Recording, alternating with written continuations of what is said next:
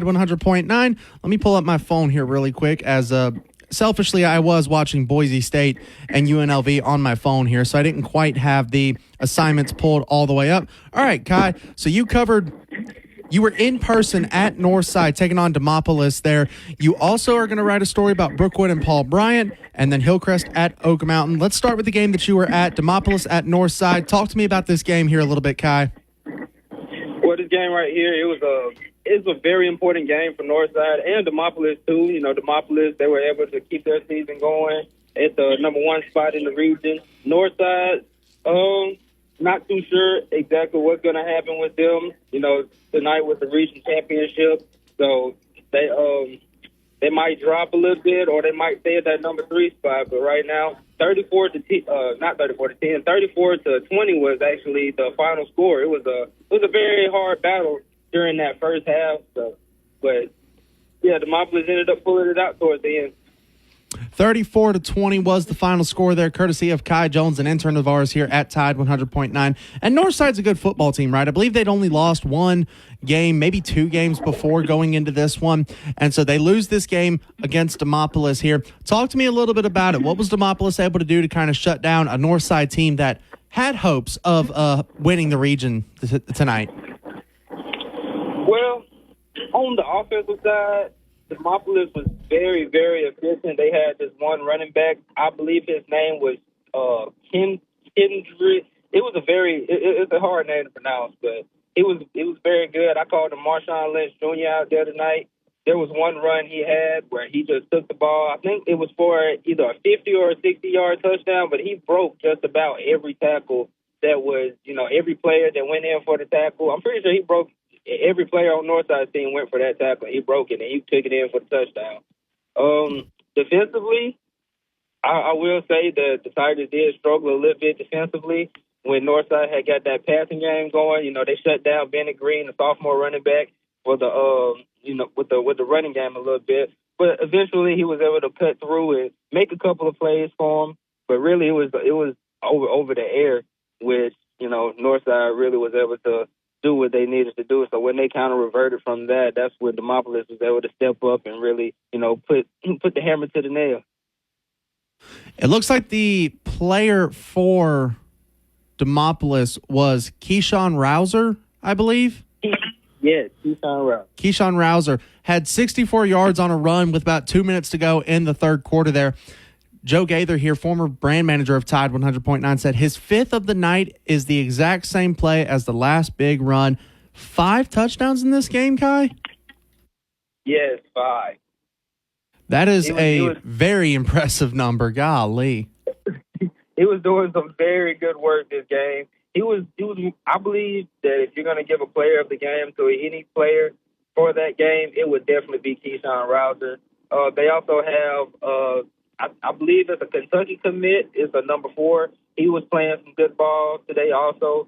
The DBs, they're always going to put on a show whenever you got a school like Demopolis coming in. Demopolis, they're 8-1 now, and Northside, they're sitting at 7-2, unfortunately, with the loss tonight. So it was definitely something to watch. It was a game that I believe should have been the game of the week. It was a game that everybody should have been at.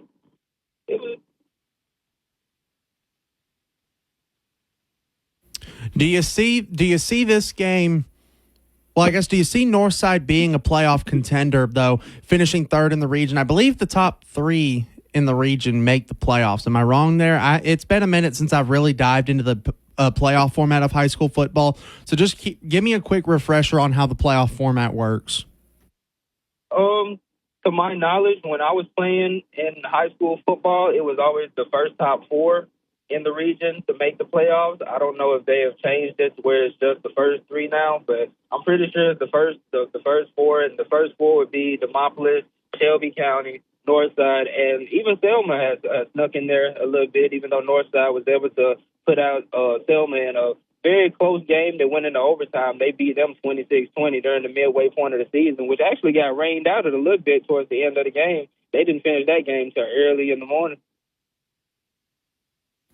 So good news for Northside. The playoff hopes are not dead yet, but you do get less favorable treatment when you're talking about seedings, matchups, and stuff like that, and potentially having to hit the road in certain situations. Northside there, though, they're a pretty solid team. I mean, they should not be overly discouraged by this loss. Obviously, be discouraged, be upset. You did lose. You lost the region, but regardless, you've still got a chance to be a really good football team this year. You can win a state title without winning your region, and Northside may have a chance to do that this season. Talk about Northside, what they were able to be successful in tonight, and what can they take heading into this playoffs this season. Even though, do they play one more game?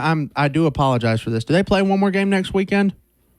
They do. Yes, they do play against ACA. They go to ACA next weekend. They go to ACA. So talk to me a little bit about what they can do versus ACA here, and then get ready to head into the playoffs. Okay, for sure.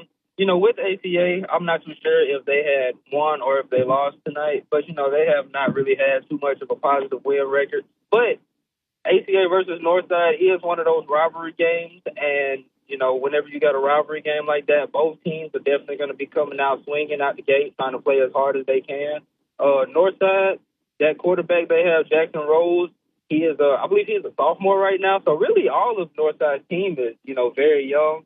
And just the way that these boys are already playing together, I don't want to call them boys, I'm going to call them young men. The way that these young men are playing together, they're absolutely going to do something great when it comes to playoff time and even next year.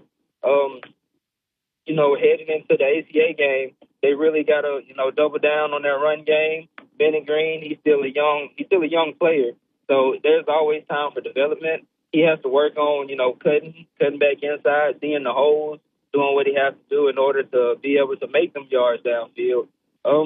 Jackson Rose, he completed a lot of passes tonight. And Austin Keitlander, he was a really big factor. JJ Case, he ran some short routes for him and was able to actually get the pass in whenever they needed to.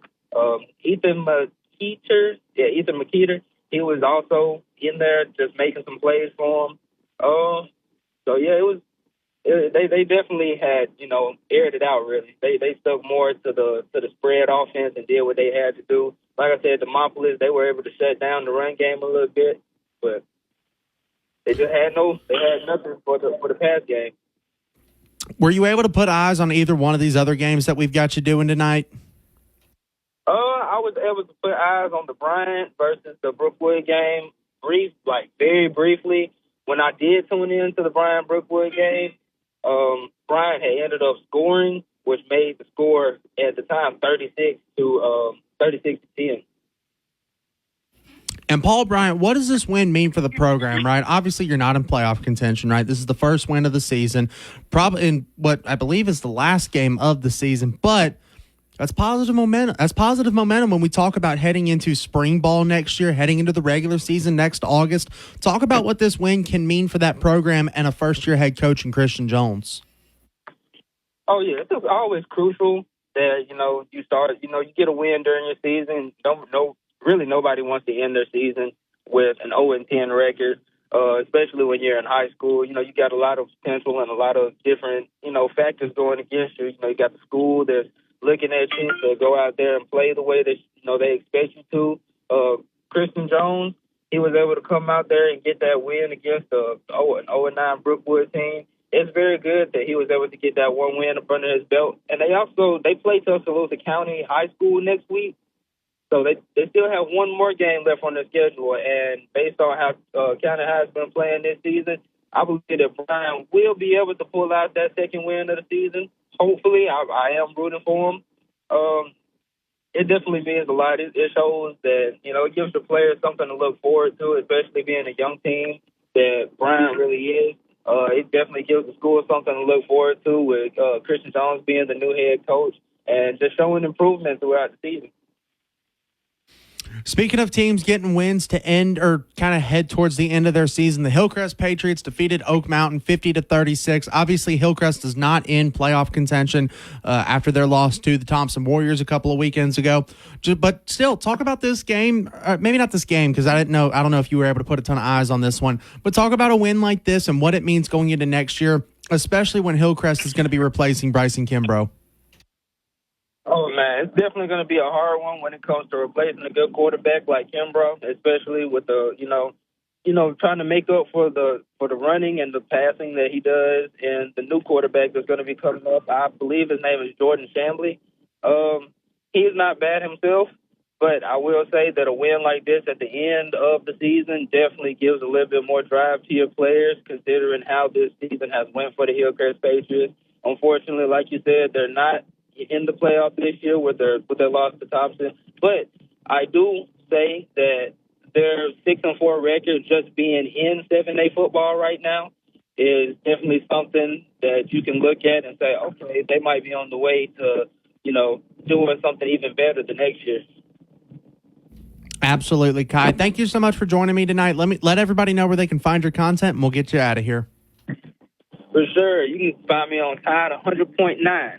That's why we will be posting all of my content. I have 3 stories coming for y'all tonight. Just bear with me. It's going to be a long night. I'm on my way back to campus, hopefully with this traffic. Kai, thank you so much for joining me, man. Have a great rest of your evening. And you as well, Wyatt.